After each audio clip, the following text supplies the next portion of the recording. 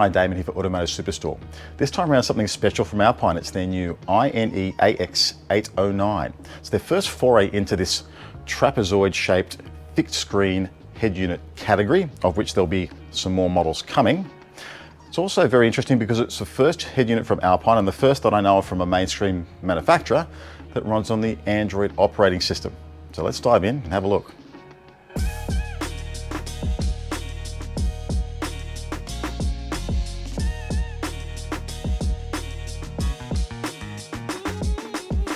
So first of all, a thing about the trapezoid-shaped head unit category for a moment.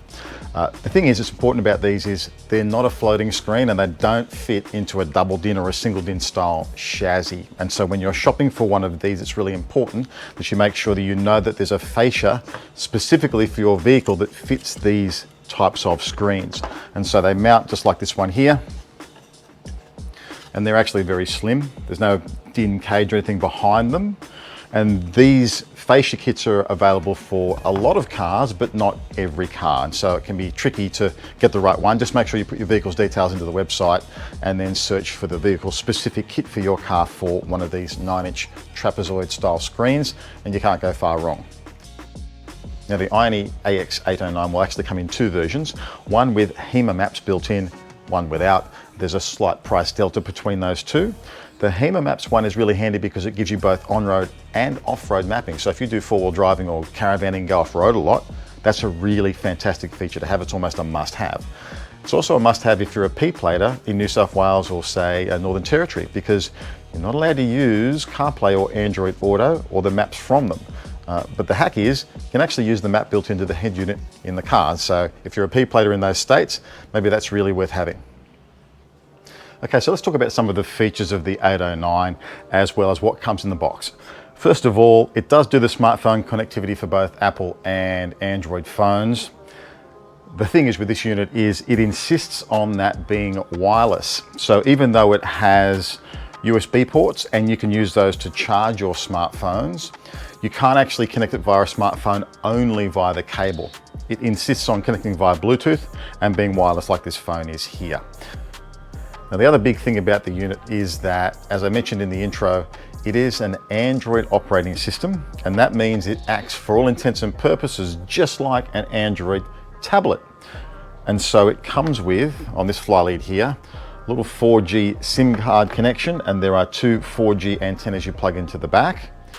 You go to your local telco, you buy yourself a data SIM card, you plug it in, and then this is connected to the internet wherever you go or wherever you're in range of your SIM card.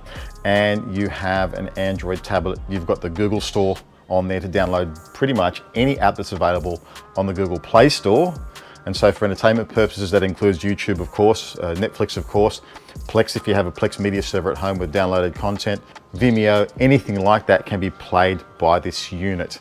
It also can browse the internet quite happily using Google Chrome or whatever browser you want to download onto it. So it works in all intents and purposes just like an Android tablet. And that's pretty cool and very unique. And the only, other than the cheaper version is the 409, it's the only two units on the market I know from a mainstream manufacturer that has that feature.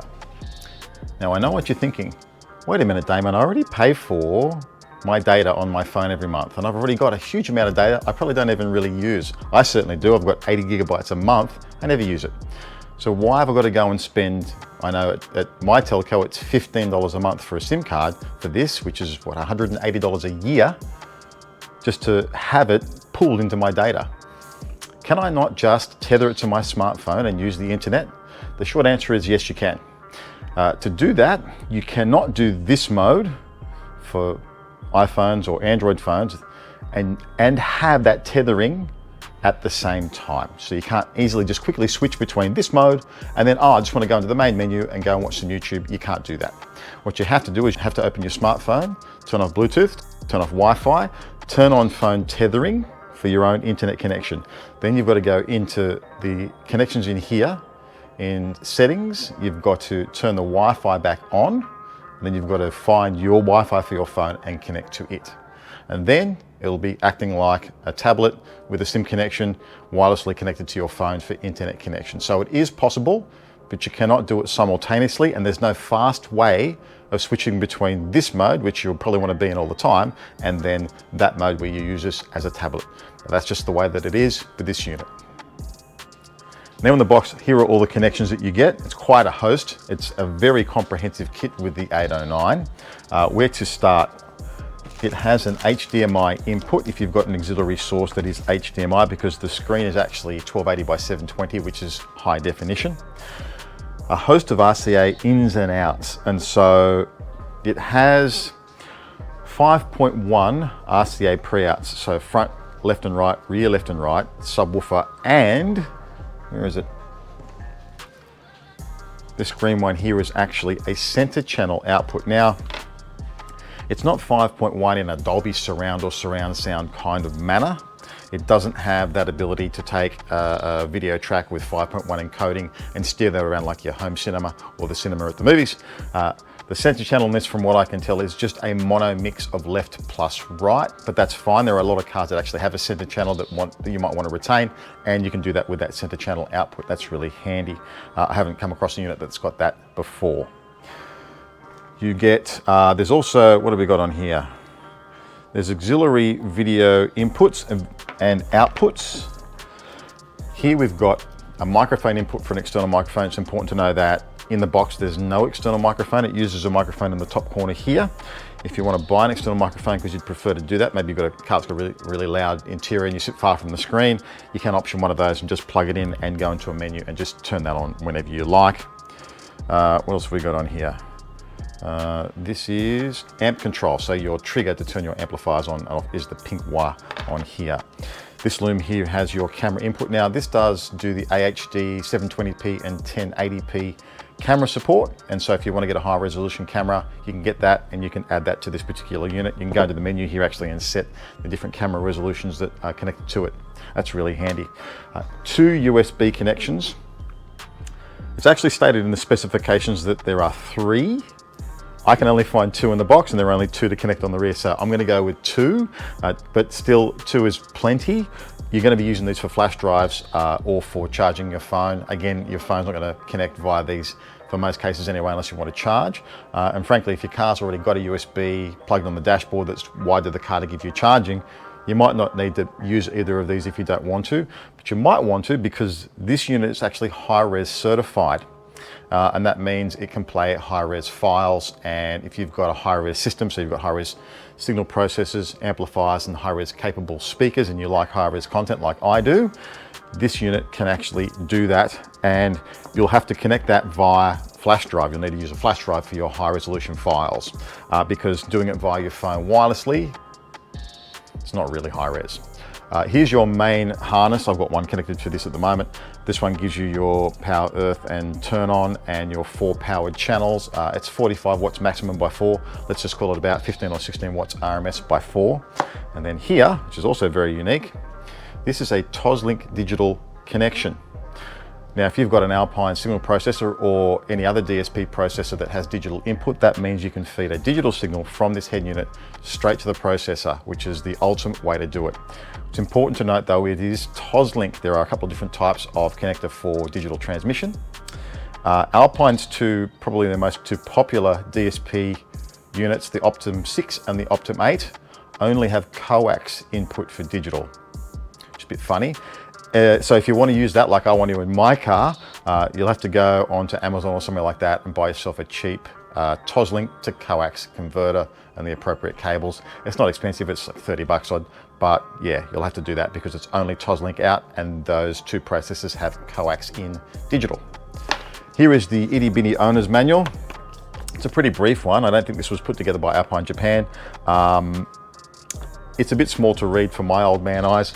There is a version of the manual on the screen in PDF, so you can actually have a look at that whenever you want to anyway. So this is the main menu here, and you've got this version with access to all the apps via the key down here. Now, a lot of these apps don't come on it out of the box, but you just go to the Google Play Store here and download which ones you want.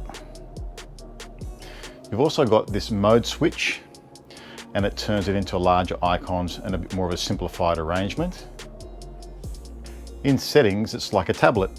So you've got all your Wi-Fi settings in here, Bluetooth settings. This is for the navigation for Google. You can turn your beep tone on and off. There are different types of beep tones you can select. The sound for the key tone you can adjust. Your default volume, your microphone gains. Navigation volume proportional to the main volume. Here's your reverse camera setup. You can see here, there are a host of different camera resolutions you can adjust for. This is one of the most comprehensive camera setups for reverse cameras I've ever seen in a head unit. Here we can adjust the brightness of the display. Now the illumination isn't adjustable, it's just white on the side. In screensaver, you've got a bunch of different clocks you can choose from. Now here we have music and video.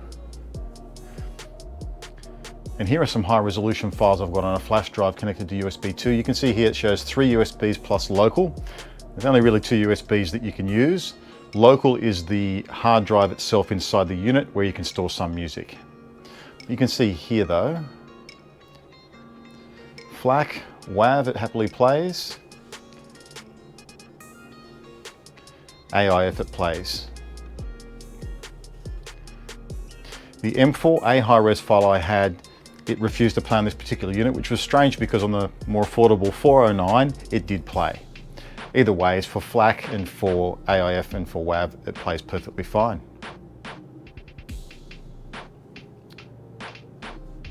If we hit video,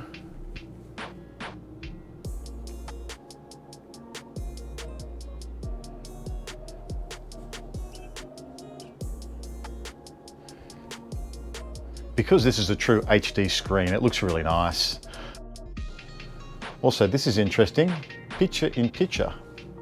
So you've got 2 different sizes of that, and then you can drag that wherever you want on the screen.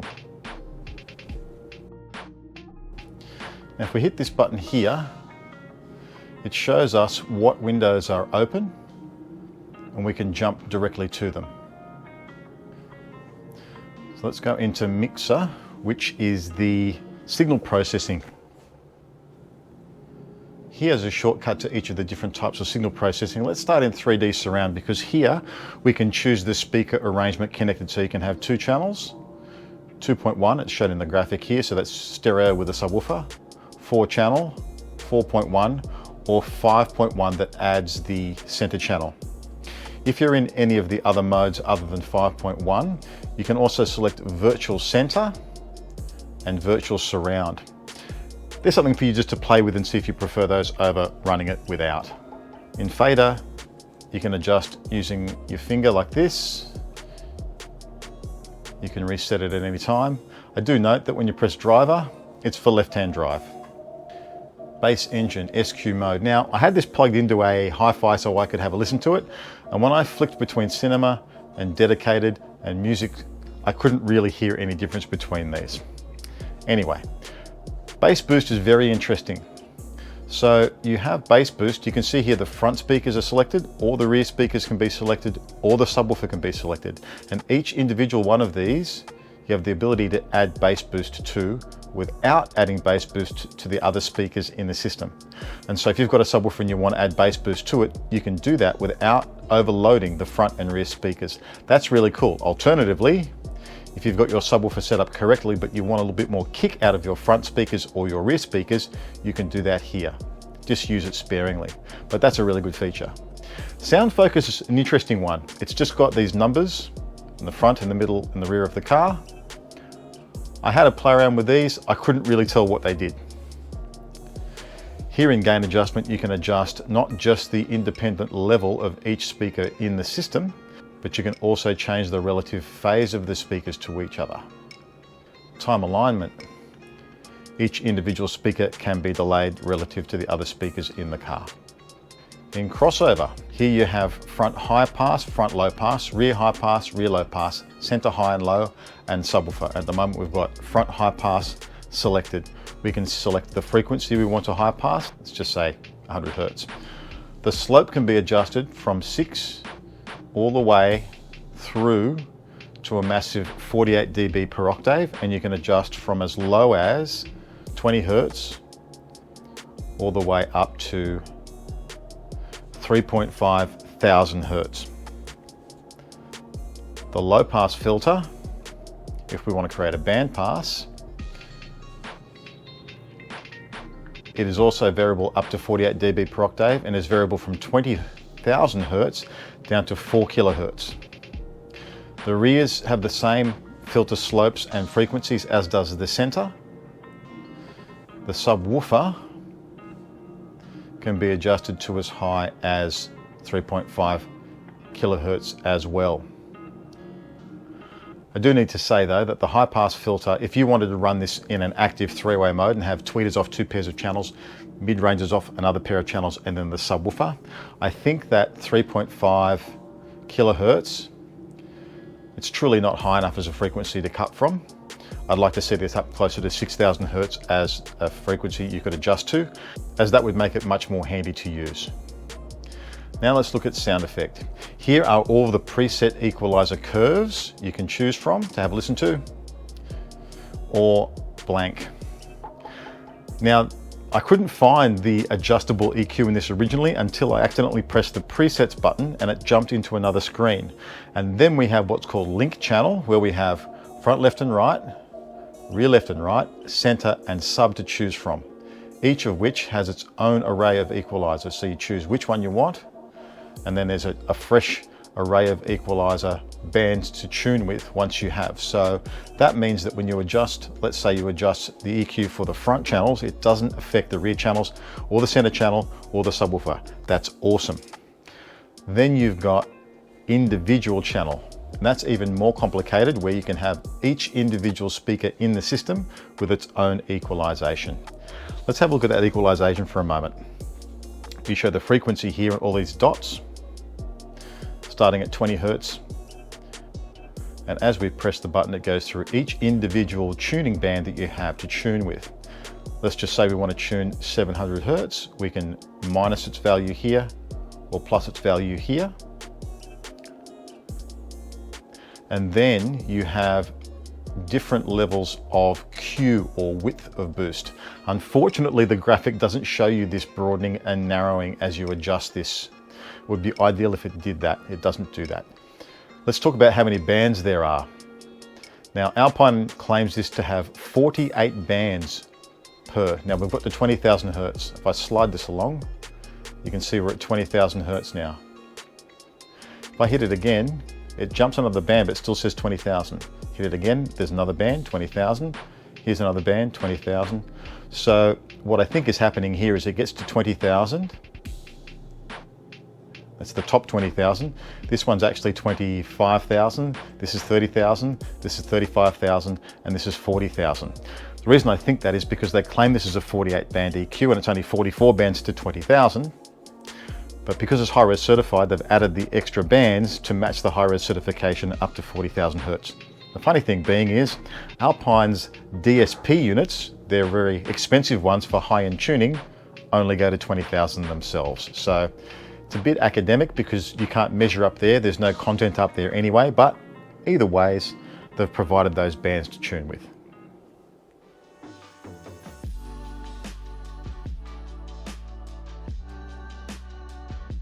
So yeah, Alpine's INE-AX809, a truly fascinating unit from Alpine and unique on the market, besides actually the more affordable version of this, and it retains the Android operating system, but you don't get any of the complex, crazy signal processing and the RCA pre-outs are simplified. There's no digital output, HDMI, that kind of thing. It's called the INE-AX809. A link for it and this unit will be down below. Way down there, like and subscribe, and I will see you next time.